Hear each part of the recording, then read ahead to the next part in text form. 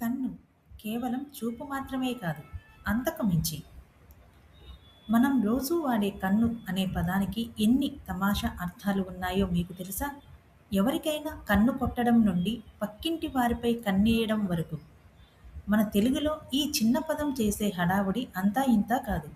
ఈ పదబంధాల వెనుక ఉన్న అసలు సిసలైన చిలిపి అర్థాలను ఇక్కడ చదవండి. తమాషా అర్థాలు. కన్నేయడం అంటే చూడటం కాదు, ఎలాగైనా అది నాకే దక్కాలి అని స్కెచ్ వేయటం.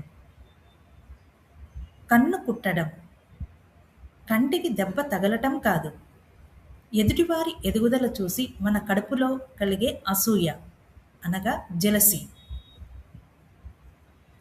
కళ్ళు నెత్తికెక్కడం అంటే ఎత్తు పెరగటం కాదు, కాస్త గర్వం ఎక్కువై పక్కన ఉన్న మనుషులు కనిపించకపోవటం.